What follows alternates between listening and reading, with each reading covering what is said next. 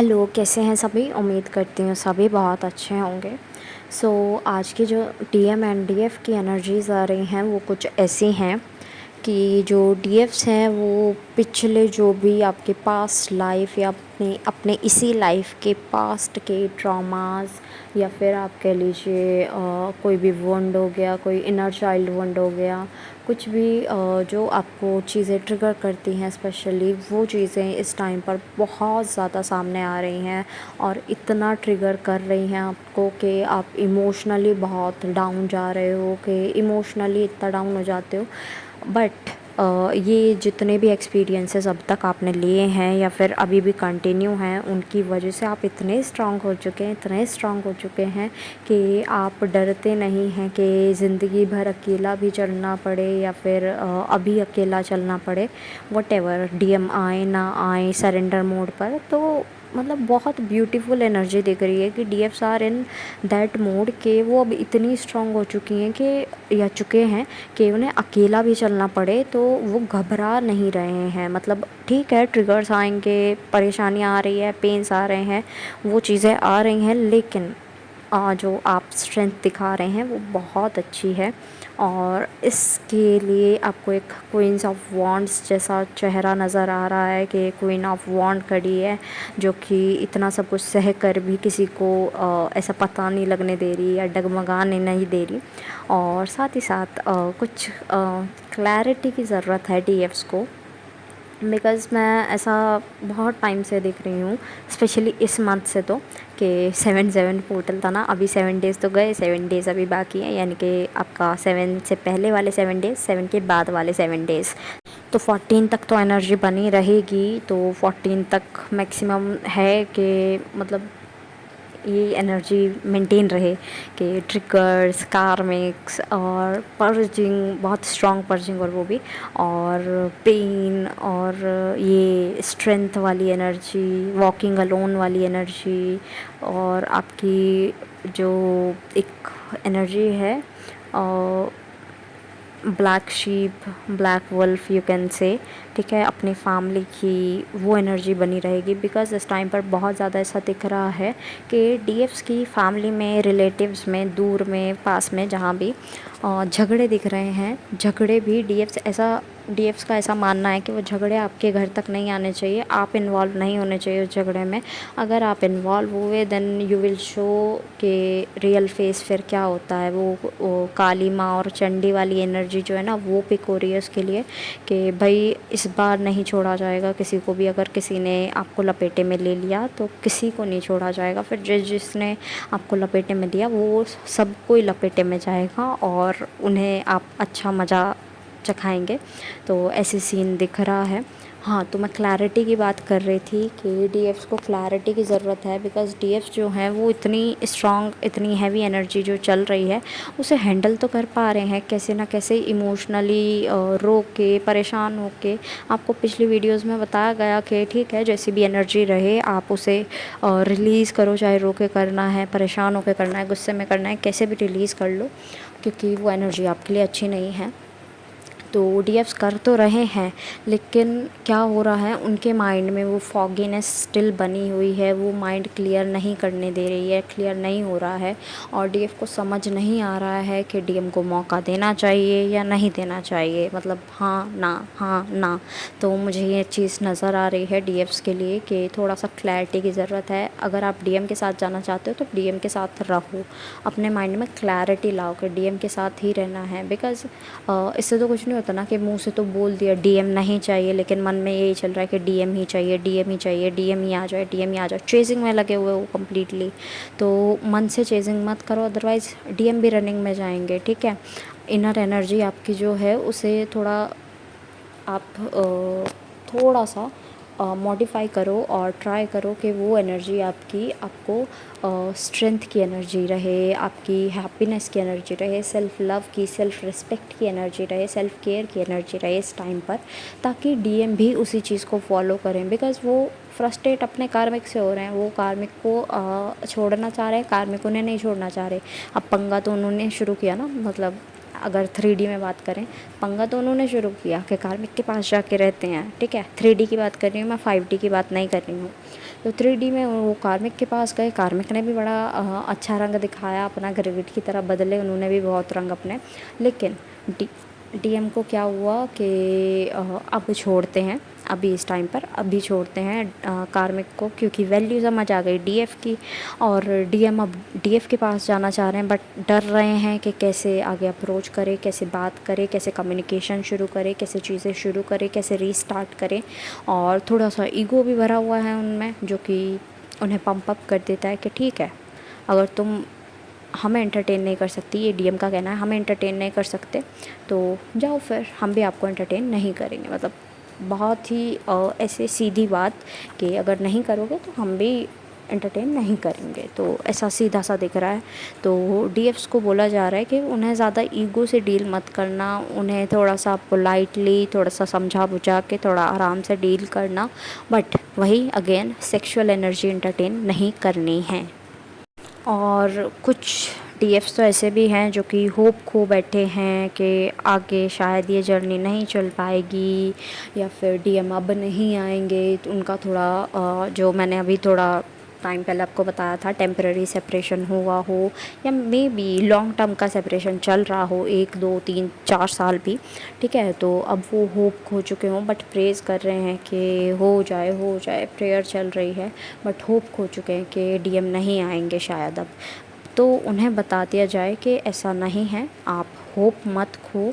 और ये होप भी आप इसीलिए खो रहे हो बिकॉज़ आपने इतना हार्ड टाइम देखा है, इतनी हार्ड चीज़ें देखी हैं। ट्विन फ्लेम जर्नी इतनी हार्ड नहीं है जितनी आप बना देते हो। Twin flame twin flame twin flame ऐसे करके इतने सब कुछ मुझे मिल रहा है, मुझे मिल रहा है, सब दुख मुझे मिल रहा है। यार आप हीलर्स बनाए गए हो, ठीक है। हीलर इसके आपको औरों को भी हील करना है, दैट मीन्स खुद को हील करोगे तभी तो औरों को हील करोगे ना। अब वो डिपेंड करता है आपने कितना कर्मा, कैसे कर्मा गेन किया हुआ है, वो आपको रिलीज़ करना पड़ेगा, ठीक है। अच्छा बुरा कर्मा आपका है, किसी का थोड़ा सा होता है, किसी का बहुत सारा होता है, तो आपको क्लेंजिंग में टाइम लगेगा ना। तो वो पर्जिंग चलती रहेगी जब तक आपका कर्मा क्लेंज आउट नहीं हो जाएगा। तो ये शिकायतें ना लगा करके कितना टाइम और डिवाइन टाइमिंग कब आएगी, जबकि आपकी टाइमलाइन भी क्रॉस हो चुकी है। बहुत सारे लोगों को बोला था कि ये टाइमलाइन है, वो टाइमलाइन है, लेकिन उनके टाइमलाइन पे कुछ हुआ ही नहीं, तो वो अब होप खो चुके हैं। तो आपको बोला जा रहा है ये होप नहीं खोनी है। और आप अपने पास्ट की एनर्जी को बार बार ऐसे कर रहे हो कि ब्लॉकेज बना के रखा है आपने। तो पास्ट की एनर्जी को क्लेंज आउट करके और ज़्यादा ओवर थिंकिंग में मत रखो। आपके लिए बोला जा रहा है कि आपके लिए न्यू बिगनिंग है, आपके लिए न्यू डोर्स ओपन हो रहे हैं। आप ना एक सिचुएशन में हो, लाइक आप एक सेंटर में खड़े हो, आपके चारों तरफ डोर्स ही डोर्स हैं। आपने मे बी किसी मूवी में देखा हो, ठीक है। तो वो डोर्स जो हैं, आपका फोकस किस पे है, जो डोर बंद है।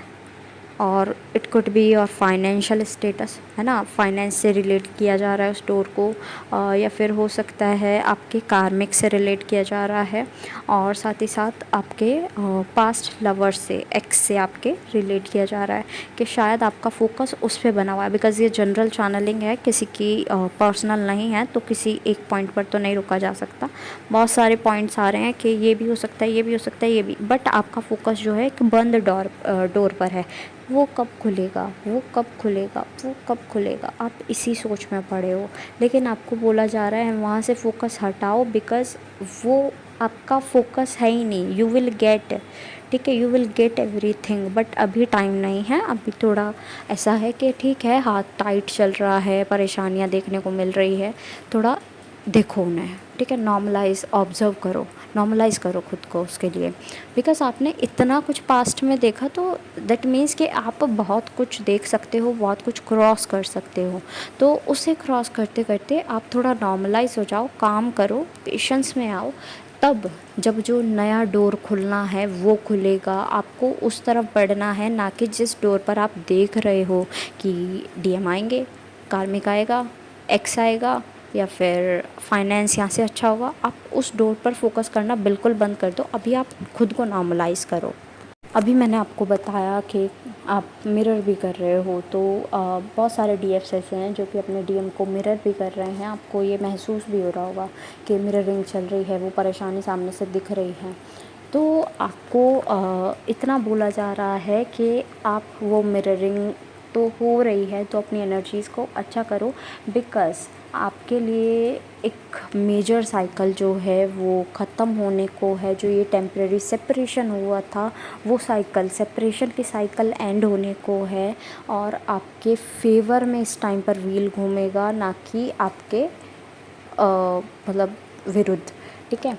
और कर्मा जो है इस टाइम आपकी साइड है, कर्मा आपकी साइड है। व्हाट दिस मीन्स कि क्या आपको बैड कर्मा मिलने वाला है, गुड कर्मा मिलने वाला है, क्या होने वाला है? तो इट मीन्स कि कर्मा जो है उसको मिलेगा जो कि आपके साथ अच्छा रहा है, बुरा रहा है, आप दूसरे के साथ कैसे रहे हैं, उस बेसिस पर मिलेगा। इस बेसिस पर नहीं कि मतलब सब कर्मा आप ही झेलोगे, अच्छा बुरा सब आप ही झेलोगे, नहीं, ऐसा नहीं है। कर्मा का टाइम आ चुका है, कर्मा अब आपके फेवर में आने वाला है। अब आपके जो गुड कर्मास हैं वो कलर्स दिखाएंगे अपने, वो अपनी लाइट जो है उससे आपको हील करेंगे। और जो एनर्जी मैं अब बता रही हूँ वो सबके लिए नहीं है, कुछ एक ग्रुप के लिए है, आप क्लेम कर सकते हैं, बिकॉज़ पॉजिटिव एनर्जी है।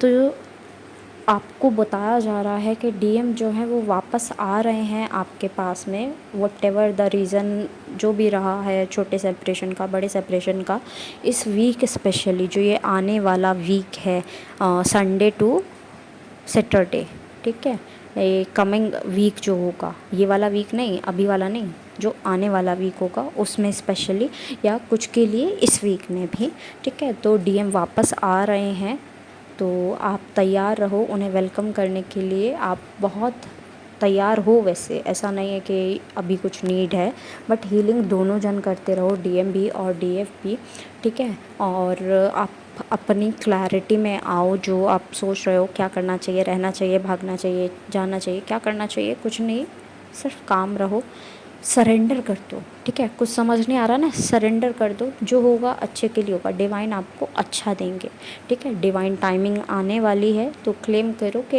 ये वीक आपके लिए भी हो, ठीक है।